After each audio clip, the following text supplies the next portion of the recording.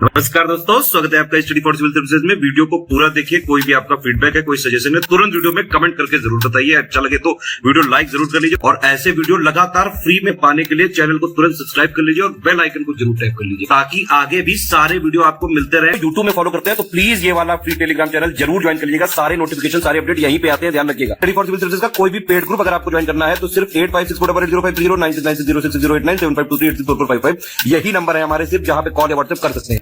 Instagram पे हमारा page जरूर फॉलो कर लीजिएगा, study for civil dot services है। ट्विटर पे हमको जरूर फॉलो कर लीजिएगा, @स्टडी फॉर सिविल्स है। सारे क्वेश्चन अटेम्प्ट करिए और स्कोर अपना तुरंत कमेंट करके बताइए। नमस्कार दोस्तों, स्वागत है आपका स्टडी फॉर सिविल सर्विसेज में। बीओ परीक्षा के लिए हम जो पेड क्विज़ेस लगातार देख रहे हैं उसको कंटिन्यू करेंगे आज के फर्स्ट क्वेश्चन के साथ। पिछले सारे वीडियोस नीचे देखिए प्लेलिस्ट में होंगे, आप वहां पे लिंक्स पे जाके आप उसको देख सकते हैं। ठीक है, तो हम फर्स्ट क्वेश्चन से स्टार्ट करेंगे। यहाँ से संजन ताम्रलेख, ठीक है, तो इसका नाम भी ध्यान से देखिएगा। इसके अनुसार किस राष्ट्रकूट शासक ने उज्जैन पर अधिकार कर वहां हिरण्य गर्भ दान जो है यज्ञ किया था? ठीक, तो ये वाला यज्ञ किया था जो है इसने दंतीदुर्ग। ठीक, ऑप्शन ए हमारा करेक्ट हो जाएगा। आप राष्ट्रकूट वंश के बारे में पढ़ेंगे तो फाउंडर जो है दंतीदुर्ग ही है उसका। ठीक है, और इनकी जो प्रारंभिक राजधानी थी वो मयूर खिंदी नाम था उसका। और दूसरी बात की जो दंतीदुर्ग का टाइम पीरियड की अगर हम बात कर लें तो 733 से लेकर के 756 एडी तक इनका टाइम पीरियड रहा। और यहाँ पे ये यज्ञ के बारे में इंफॉर्मेशन जो है ये संजन ताम्रलेख जो है इससे मिलती है। और दंतीदुर्ग की जो उपाधियां की अगर हम बात कर लें तो महाराजाधिराज, परमेश्वर, परम भट्टारक, ये सब उपाधियां जो है इसकी ही थी। तो ऑप्शन ए ध्यान यहाँ से करेक्ट है, इसको ध्यान रखें। इस क्वेश्चन में देखिए खैर आंसर आपको पहले से दिख रहा है, तो फिर भी देखते हैं हम। राष्ट्रकूट वंश का शासक अमोघ वर्ष जो है, इनमें से दिगंबर जो है हमारा सेक्ट था, ठीक है, जैनिज्म से संबंधित, उसका अनुयायी था। अमोघ वर्ष प्रथम जो है ये गोविंद तृतीय का पुत्र था। ठीक है, और यहाँ पे ये इसका टाइम पीरियड अगर हम देखें तो 814 से लेकर के जो है 800 अराउंड 78 तक का जो है कुल टाइम पीरियड इसका है। तो यहाँ से ये बी करेक्ट है। उसमें जो है जैन जो धर्म से संबंधित होने के अलावा भी साहित्य का जो है काफी अच्छा संरक्षक था। ये कन्नड़ एवं संस्कृत का जो है एक विद्वान भी था। तो ये सब फैक्ट्स जो है संबंधित है अमोघ वर्ष से। राष्ट्रकूट शासक इंद्र तृतीय के संबंध में देखिए दो कथन है, तो गलत को चुनना है। तो पहला है कि उसका समकालीन प्रतिहार शासक जो था वो महिपाल था। ठीक, तो जो है यहाँ पे ये वाला कथन हमारा ठीक हो जाएगा। गलत दूसरा है, दूसरा लिखा है ये वैष्णव धर्मानुयायी था, ये गलत है। ये जो है ये शैव धर्मानुयायी था। ठीक है, और इसकी उपाधि भी जो थी तो ये जो है आपका ये परम माहेश्वर की उपाधि थी इंद्र तृतीय की। ठीक है, इसका टाइम पीरियड अगर आप देखेंगे तो 914 से लेकर के आपका जो है 929 एडी तक है इसका टाइम पीरियड। ठीक,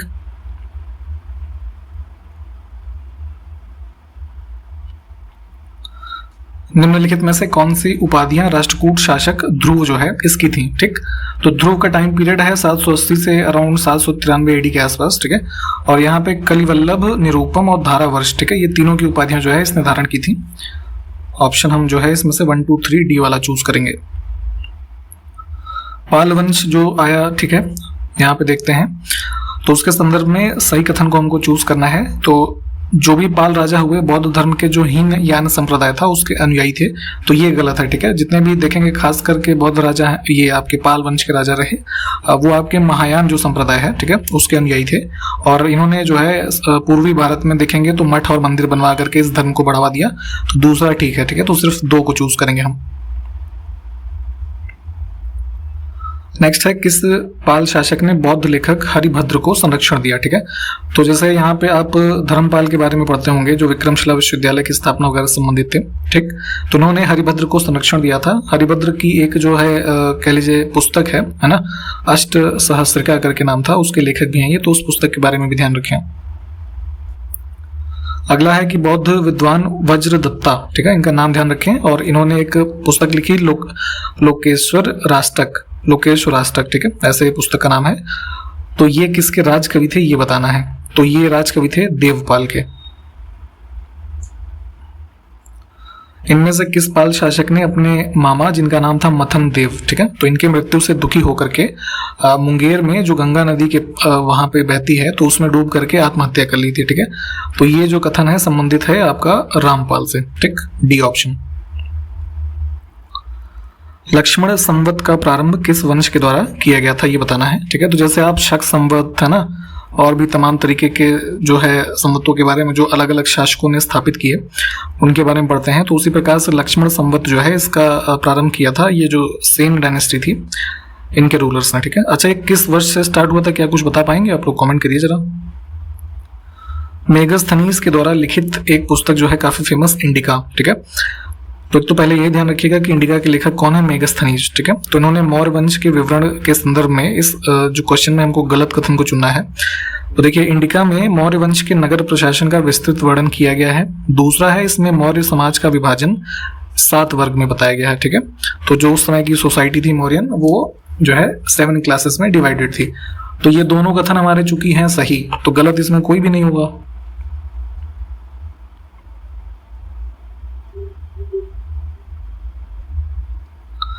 पाकिस्तान में जो मुल्तान शहर है, ठीक है, तो यहाँ पे स्थित सूर्य मंदिर का उल्लेख किन यात्रियों ने किया है, ठीक है।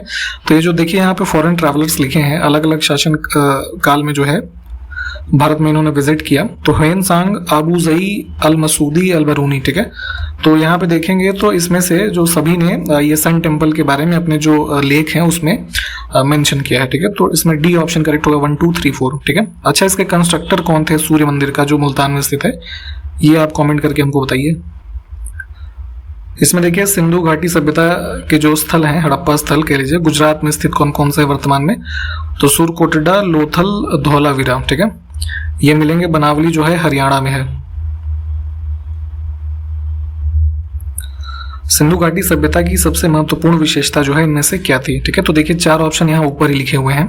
तो देखिए सबसे जो मोस्ट कह लीजिए यूनिक विशेषता इंडस वैली सिविलाइजेशन मिली, यहाँ पे पक्की ईंटों से बनी हुई इमारतें मिली, ठीक है। तो ये ऑप्शन हमारा कौन सा करेक्ट हो जाएगा, सी, यानी ये कहाँ दिया हुआ है, सबसे नीचे।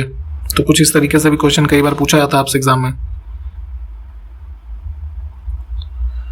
भारत में धार्मिक प्रथाओं के संदर्भ में स्थानकवासी संप्रदाय जो है, ठीक है, ये निम्नलिखित में से किस धर्म से संबंधित हैं, तो ये संबंधित हैं जैनिज्म से, यानी कि जैन धर्म, ऑप्शन ए। अशोक के समकालीन विदेशी राजा तुर्माया, ठीक है, ये किस इसमें से देश के शासक था ये बताना है। तो इंडिया में जब आप अशोक का टाइम पीरियड आप देखते हैं तो one of the greatest ruler हुए ये। तो ये जो तुर्माया था इस टाइम पीरियड में, ये इजिप्ट यानी मिस्र का जो है शासक था।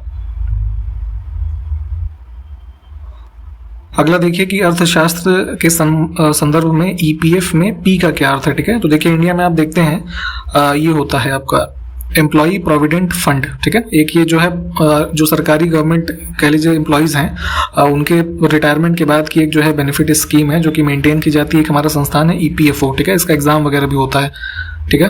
तो एम्प्लॉयज प्रोविडेंट फंड ऑर्गेनाइजेशन के द्वारा ईपीएफ को मैनेज किया था। तो इसमें पी का मतलब क्या हो गया हमारा, ये प्रोविडेंट।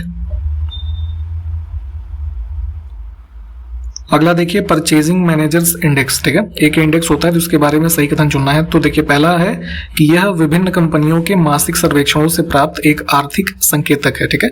तो अलग अलग कंपनियों से जो है मंथली बेसिस पे सर्वे किया जाता है, ठीक है। तो उसके हिसाब से जो इकोनॉमी में क्या इंडिकेटर्स हैं उसका एक डेटाबेस इसमें तैयार किया जाता है इस इंडेक्स में। दूसरा है कि यह सूचकांक औद्योगिक और सेवा उद्योगों दोनों में परिवर्तन को दर्शाता है, ठीक है।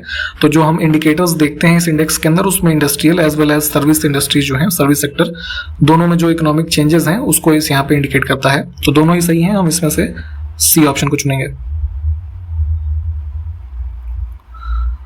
अगला देखिए अखिल भारतीय औद्योगिक उत्पादन सूचकांक, ठीक है।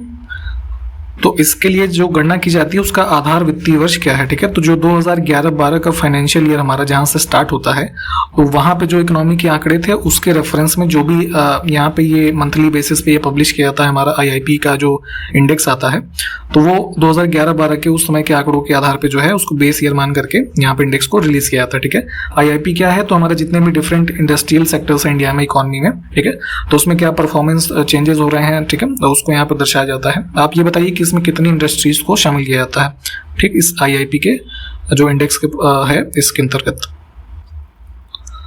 भारत में मुद्रास्फीति के संबंध में कौन सा कथन सही है, ठीक है। तो देखिए इन्फ्लेशन की बात हो रही है यहाँ पे, तो इन्फ्लेशन को कंट्रोल करने के लिए मुद्रा आपूर्ति में कमी शामिल होती है। तो इन्फ्लेशन की कंडीशन ही बेसिकली वो होती है कि जब इकोनॉमी में आपके मनी सप्लाई ज़्यादा हो जाती है, ठीक है, जब वस्तुओं के दाम बहुत ज़्यादा बढ़ने लग जाते हैं तो उस कंडीशन में जो है पैसे की जो आपूर्ति इकोनॉमी उसको कमी किया जाता है। तो ये बिल्कुल ठीक है। दूसरा है कि मुद्रास्फीति को नियंत्रित करने में आरबीआई की न्यूनतम भूमिका है। तो ये स्टेटमेंट तो सरासर गलत है, क्योंकि मुद्रास्फीति यानी इन्फ्लेशन को कंट्रोल करना आरबीआई का ही तो काम है, जो वो पॉलिसी रेट्स इशू करते हैं, ठीक है, जैसे आपका सीआरआर, एसएलआर, ये सब जो रेट्स होते हैं ना, तो इनके द्वारा ही तो ये इकोनॉमी में जो मनी सप्लाई है उसको कम किया जाएगा। तो ये आरबीआई की पूरी एक तरीके से भूमिका है, जो हमारा मॉनेटरी पॉलिसी कमेटी जो रिकमेंडेशन देता है जैसे, ठीक। तो इसमें सही सिर्फ कथन एक होगा।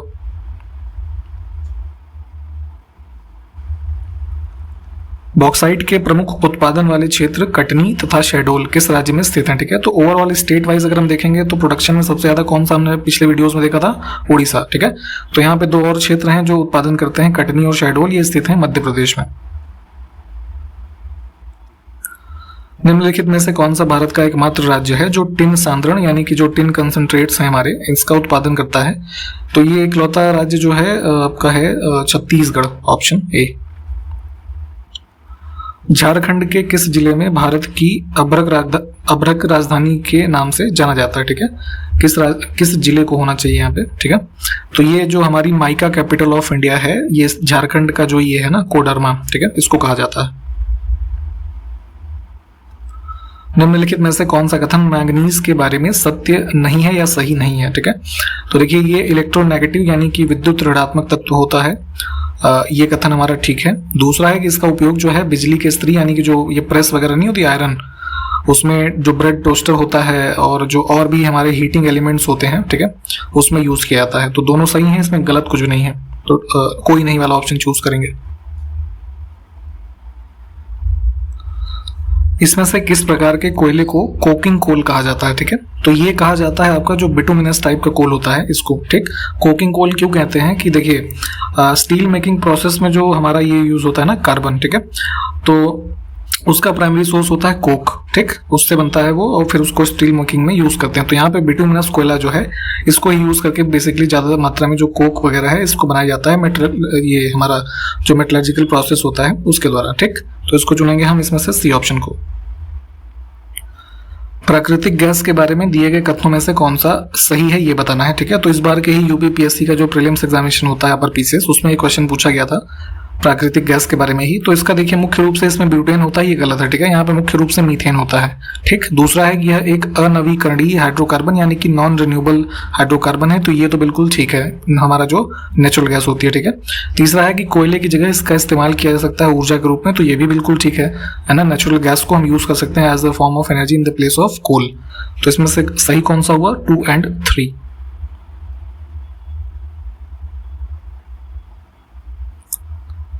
राज्य सरकार का कार्यकारी प्रमुख कौन होता है यानी कि एग्जीक्यूटिव हेड, ठीक है। तो जैसे केंद्र सरकार में कौन होता है, केंद्र सरकार का मुखिया प्रेसिडेंट, तो उसी प्रकार से राज्य सरकार जो है उसके एग्जीक्यूटिव हेड होते हैं गवर्नर। राज्यपाल की अध्यादेश जारी करने की शक्ति जिससे संबंधित कौन सा अनुच्छेद है, ठीक है। तो जब विधानसभा कह लीजिए सेशन में नहीं है तो ऐसी कंडीशन में लॉ बनाने के लिए ऑर्डिनेंस इशू किए जा सकते हैं। राष्ट्रपति करते हैं अनुच्छेद 123 के अंतर्गत, और राज्यपाल जो करते हैं इसी को थोड़ा बीच में से बदल दीजिए 213 के अंतर्गत। स्वतंत्रता के पश्चात भारत की निम्नलिखित में से किस महिला को पहली बार किसी राज्य के राज्यपाल के रूप में मनोनीत किया गया था, ठीक है। तो सबसे पहली जो ये बनी थी आपका गवर्नर कौन थी, सरोजनी नायडू, कहाँ की, उत्तर प्रदेश की। राज्यपाल के संबंध में निम्नलिखित में से कौन सा कथन सत्य नहीं है, ठीक है। तो देखिए पहला ही गलत है कि वे मृत्यु दंड को माफ कर सकते हैं, जैसे कि राष्ट्रपति के पास होता है ना कि डेथ पेनाल्टी को माफ कर देना अनुच्छेद 72 के अंतर्गत। तो यहाँ पे जो स्टेट के गवर्नर होते हैं वो सजाओं को कम कर सकते हैं, उसका फॉर्म बदल सकते हैं, परंतु उनके पास मृत्यु दंड को माफ करने की शक्ति नहीं है, ठीक है। बाकी के कथन ठीक है, इसको देख लीजिए। किसी राज्य का जो राज्यपाल है किस संदर्भ में स्वविवेकानुसार यानी कि अपने डिस्क्रिशन पे काम कर सकता है, ठीक है। तो देखिए विधानसभा में सरकार को बहुमत सिद्ध करने के लिए वो कह सकते हैं। दूसरा है कि अल्पपद जो मतलब माइनॉरिटी में अगर कोई मुख्यमंत्री जो है आ गया है, ठीक है, तो उनको बर्खास्त कर सकते हैं, ये भी बिल्कुल ठीक है। जो सरकार अगर अल्पमत में है तो उसको बर्खास्त किया जा सकता है इनके द्वारा। और किसी विधेयक पर अब अनुमति देने से मना करना, ठीक है, ये भी इनकी शक्ति है। तो डी ऑप्शन करेक्ट होगा, उपरोक्त सभी। भारतीय संविधान के अनुसार एक समय में एक व्यक्ति अधिकतम कितने राज्यों का राज्यपाल हो सकता है, ठीक है। तो देखिए ऐसी कोई मैक्सिमम लिमिट नहीं है, वो जो है उसको अगर केंद्र सरकार चाहे तो उसको 2 या 2 से अधिक भी राज्यों के जो है राज्यपाल के रूप में नियुक्त किया जा सकता है, ठीक है। जैसे देखिए अभी आनंदीबेन पटेल जो उत्तर प्रदेश की गवर्नर हैं राज्यपाल, तो वो कुछ दिन पहले जो है मध्य प्रदेश की भी गवर्नर थी, ठीक है। तो ऐसे होता रहता है, तो यहाँ पे अधिकतम संख्या निश्चित नहीं है। भारतीय संविधान के निम्नलिखित में से कौन सा अनुच्छेद राज्यपाल के कार्यकाल से संबंधित है, ठीक है। तो देखिए बड़ा ट्रिकी है, ये ध्यान दीजिएगा। इनका जो कार्यकाल है वैसे यूजुअली 5 साल का होता है, परंतु ये फिक्स नहीं है कॉन्स्टिट्यूशन के द्वारा, ठीक है। ये राष्ट्रपति यानी कि प्रेसिडेंट के प्लीजर पे काम करते हैं। राष्ट्रपति के प्रसाद पर्यंत जब तक राष्ट्रपति चाहेंगे ये अपने पद पे बने रहेंगे, ठीक है। तो यहाँ पे ये सब जो चीजें हैं मेंशन है आर्टिकल 156 में। भारतीय संविधान का कौन सा अनुच्छेद राज्यपाल की क्षमादान शक्ति से संबंधित है, ठीक है। तो वही पार्डनिंग पावर, जैसे भी हमने ऊपर बताया आपको कि राष्ट्रपति की होती है 72 आर्टिकल के अंतर्गत, और राज्यपाल की जो ये क्षमा शक्तियां हैं ये हैं हमारा पार्ट 6 जो कॉन्स्टिट्यूशन का है स्टेट वाला, उसका आर्टिकल 161 में। संविधान में राज्यपाल के रूप में नियुक्त किए जाने वाले व्यक्ति के लिए क्या अर्हताएं यानी कि जो क्वालिफिकेशंस हैं उसको रखा गया है। तो पहला है कि वह भारत का नागरिक हो, तो ये कंडीशन बिल्कुल ठीक है। सिटीजन नहीं होगा आदमी तो उसको अपॉइंट नहीं किया जाएगा। दूसरा है कि उन्होंने जो है 35 वर्ष की आयु पूरी कर ली हो, ठीक है। मिनिमम आयु जो है 35 वर्ष की उनकी हो जानी चाहिए, ये भी ठीक है। तीसरा है कि वह नियुक्त किए जाने वाले राज्य का निवासी हो, ठीक है। तो ये गलत है, ठीक है। जैसे उत्तर प्रदेश का एग्जाम्पल लीजिए, आनंदीबेन पटेल जो हैं वो यहाँ की राज्यपाल हैं, परंतु वो निवासी कहाँ की हैं, गुजरात की, ठीक है। तो ये कंडीशन नहीं है, वो किसी भी राज्य के हो सकते हैं। इसी हिसाब से आप देखिए ना कि कोई जैसे किसी भी राज्य के लोग किसी अन्य राज्यों में जो है राज्यपाल के रूप में नियुक्त किए जाते हैं केंद्र सरकार के द्वारा। तो सिर्फ 1 और 2 जो है ये करेक्ट होगा। अगला देखिए कि परमाणु त्रिज्या को निम्नलिखित में से किस इकाई में व्यक्त किया जाता है, ठीक है। यूनिट पूछा जा रहा है। तो एटॉमिक रेडियस जो होता है इसको व्यक्त करते हैं इसमें एंगस्ट्रॉम में, ऑप्शन बी। अगला देखिए द्रव्यमान के संरक्षण का नियम जो है किसके द्वारा दिया गया था ये बताना है हमको, ठीक। तो 1789 में ये कॉन्सेप्ट दिया law of conservation of mass, ठीक है, एंटोनी लॉरेंट लेवोजियर ने। ऑप्शन बी जो है ये करेक्ट होगा। अगर हम बात करें इस नियम के अनुसार तो ये जो हमारा मास है, द्रव्य कह लीजिए, ठीक है, इसको ना ही बनाया जा सकता है ना ही नष्ट किया जा सकता है, ठीक है। एक जो बेसिक से डेफिनेशन इसकी है इसको ध्यान रखिए। निम्नलिखित में से कौन सा कथन इलेक्ट्रॉन के बारे में गलत है, ठीक है। तो देखिए इलेक्ट्रॉन की खोज जो है जे थॉमसन ने की थी, ये बिल्कुल ठीक है, 1897 AD में, ठीक है। एक ये इंग्लिश वैज्ञानिक थे, ब्रिटिश कह लीजिए। और दूसरा है कि इसे कैथोड किरणों के प्रयोग से प्राप्त किया था, ठीक है। तो कैथोड रे एक्सपेरिमेंट इन्होंने किया था जे थॉमसन ने। अब वहां पर इलेक्ट्रॉनों की खोज की गई थी जिसमें ये पता चला कि ये बहुत ही अति सूक्ष्म जो है कह लीजिए ऋणावेशित कण होते हैं, जिसपे जो चार्ज होता है वो नेगेटिव होता है, ठीक। तो दोनों हमारे हैं सही, तो इसमें गलत तो कोई भी नहीं है। अगला देखिए कि रेडियो धर्मिता निम्नलिखित में से किसकी विशेषता है, ठीक है। रेडियो एक्टिविटी की बात हो रही है। तो देखिए ऐसे तत्व जो अपने आप मतलब स्व-विघटित होते हैं उसको रेडियो एक्टिव एलिमेंट्स कहा जाता है, ठीक है। ये परिभाषा होती है रेडियो एक्टिव जो एलिमेंट्स होते हैं उसकी, ठीक है। उनका नेचर ऐसा होता है कि स्व-विघटन होता है उनका, ठीक। और उनके जो कह लीजिए ऐसे तत्वों से निकलने वाली जो किरणें होती हैं उसको रेडियो एक्टिव किरणें कहा जाता है, ठीक। तो उनसे ये निकलने वाली जो किरणों का गुण है उसको रेडियो एक्टिविटी कहते हैं, ठीक, या रेडियो एक्टिविता। तो अब यहाँ पे इसकी खोज की थी 1896 में हेनरी बैकरल ने, आपको सब पता होगा। तो ये विशेष रेडियो धर्मिता बेसिकली जो एक गुण है, ये जो भारी नाभिक होते हैं, ठीक है, इनका ये विशेषता होती है, यानी कि डी ऑप्शन, ठीक। क्योंकि भारी नाभिक जो है वो अस्थायी होते हैं और वहां पे ये इनकी प्रॉपर्टी होती है रेडियो एक्टिविता की, रेडियो एक्टिविटी, ठीक है। तत्व के परमाणु जिनकी परमाणु संख्या समान लेकिन द्रव्यमान संख्या भिन्न होती है क्या कहलाते हैं, ठीक है। तो देखिए ये होते हैं आइसोटोप्स, ऑप्शन बी हमारा करेक्ट होगा। एग्जांपल के तौर पे समझे, जैसे हाइड्रोजन है तो हाइड्रोजन के आइसोटोप्स जिनके नाम है ड्यूटेरियम, ट्रिटियम, प्रोटियम, ये सब के बारे में आप पढ़ते होंगे। तो ये सब क्या है, इनका जो है परमाणु संख्या समान है लेकिन द्रव्यमान संख्या जो है वो तो भिन्न होती है ना, तो इनको जो बोला जाता है आइसोटोप्स। अगला देखिए फोनन, ठीक है। इनमें से किसके सबसे छोटे कण होते हैं, ठीक। तो जो ध्वनि आप सुनते हैं, ठीक है, तो ध्वनि के जो सबसे माइन्यूट पार्टिकल्स हैं कह लीजिए, ठीक है, एनर्जी का ही तो फॉर्म है ध्वनि, तो उसके सबसे माइन्यूट पार्टिकल्स को जो है फोनॉन बोला जाता है, ऑप्शन ए। इसमें दिए हुए कथनों में से कौन सा गलत है ये बताना है। तो देखिए कोयलों के संदर्भ में हमारे पास स्टेटमेंट्स लिखे हैं। इसमें बिटुमिनस कोयले का जो औसत ऊष्मीय मान है 1524 किलो जूल प्रति किलोग्राम है, ठीक है, ये लिखा है। तो ये स्टेटमेंट जो है यहाँ पे ये गलत है, ठीक। ये बताइए औसत ऊष्मीय मान इसका कितना होता है। बाकी के स्टेटमेंट सही हैं, इनको एक बार पढ़ के देख लीजिए आप। निम्नलिखित में से कौन ऊर्जा का नवीकरणीय यानी कि ये जो हमारे रिन्यूएबल सोर्सेज होते हैं वो नहीं है, ठीक है। तो रिन्यूएबल अभी शायद हमने ऊपर भी क्वेश्चन देखा था नेचुरल गैस के बारे में, ठीक है, ये नहीं होता है। निम्नलिखित में से किस प्रकार के कोयले में कार्बन की मात्रा सबसे अधिक होती है, ठीक है। तो मैक्सिमम कार्बन कंटेंट होता है आपका एंथ्रेसाइट में। पेट्रोलियम के घटकों के समूह की पहचान करें, अर्थात पेट्रोलियम से प्राप्त उत्पाद, ठीक है। तो कॉन्सेप्ट ऐसे समझिए, आपका देखिए क्रूड ऑयल होता है, ठीक है, कच्चा तेल कह लीजिए, ठीक। तो उसको रिफाइन करके पेट्रोलियम वहां से हम प्राप्त करते हैं। तो पेट्रोलियम क्या होते हैं, जैसे petrol, diesel, kerosene, LPG, LNG, ये सब, ठीक है, ये सब हमारे फ्यूल यानी इसको कलेक्टिवली पेट्रोलियम के रूप में हम जानते हैं। तो ये प्राप्त होते हैं, ठीक है। तो इन्हीं जो हमारे ये प्रोडक्ट्स होते हैं पेट्रोल, डीजल, केरोसिन, ये सब, तो इसके कुछ अदर प्रोडक्ट्स जो हैं यहाँ पे बनते हैं, वही यहाँ पे पूछा जा रहा है, ठीक है। तो ये होता है जैसे ये लुब्रिकेटिंग ऑयल, ठीक है, गैसोलिन, बिटुमेन, इसके अलावा जैसे आपका ये पेट्रोलियम वैक्स होता है, पैराफिन वैक्स होता है, ठीक है। जैसे चिकनाई वाला तेल यानी कि जो ये लुब्रिकेटिंग ऑयल है, ये कहाँ से हम प्राप्त करते हैं, ये प्रोपेन जो मिलता है क्रूड ऑयल से, उससे। गैसोलिन मिलता है स्पेशली जो है आपका इसमें पेट्रोल में शायद है, ठीक है। कोल तार जैसे हो गया आपका बिटुमेन, ठीक, तो ये केरोसिन से मिलता है। तो इस तरीके से कुछ होता है, तो ध्यान रखेंगे, बेसिक लेवल पे बी ऑप्शन हमारा करेक्ट हो जाएगा।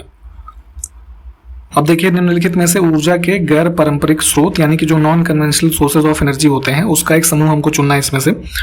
तो कन्वेंशनल और नॉन कन्वेंशनल दो कैटेगरीज होती हैं। तो नॉन कन्वेंशनल की अगर हम बात करें तो सोलर एनर्जी, एटॉमिक और विंड, यानी कि जो तीसरे ऑप्शन में मिल रहा है, ये तीनों ही हमारे नॉन कन्वेंशनल में आते हैं। इसको देखें आप। निम्नलिखित में से कौन सा कथन गलत है, ठीक है। तो गलत तो इसमें डी ऑप्शन है, लिखा है परमाणु ऊर्जा बायोमास ऊर्जा का एक ग्रुप है, ठीक है। तो ये तो गलत है। ये तो जैसे एथेनॉल और ये सब जो होते हैं ना बेसिक लेवल के, वो सब बायोमास वाले हमारे सोर्सेज होते हैं। परमाणु ऊर्जा यानी कि एटॉमिक एनर्जी जो है ये हमारा न्यूक्लियर एनर्जी का पार्ट होती है।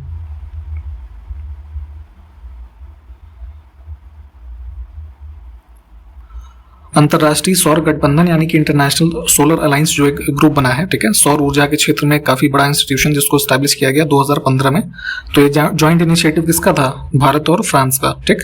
हेडक्वार्टर इसका कहाँ है, इसको यूपीपीएससी आयोग पूछ चुका है, ये गुरुग्राम हरियाणा में है, ठीक है, इसको भी ध्यान रखिए। निम्नलिखित में से किससे बायोडीजल का उत्पादन किया जा सकता है, ठीक है। तो जो बायोडीजल को as a source of fuel आप आजकल देखते हैं, ठीक है, उसके प्रोडक्शन पे जोर दिया जाता है, ठीक है। तो यहाँ पे ये देखिए कुछ पौधों की वैरायटीज है, ओंगामिया, जट्रोफा, सूरजमुखी यानी कि सनफ्लावर और कैनोला, ठीक है। तो इन सभी से हम बायोडीजल जो है प्रोड्यूस कर सकते हैं, ठीक है, इसको as a raw material use करके। तो 1, 2, 3, 4 ऑप्शन हमारा करेक्ट होगा। और इसी प्रश्न के साथ यहाँ पे ये वीडियो हम समाप्त करेंगे। हमने आपसे जो भी क्वेश्चंस पूछे हैं प्लीज उसको आंसर किया करिए, और हम नेक्स्ट वीडियो में मिलते हैं आपसे। तब तक के लिए नमस्कार, जय हिंद।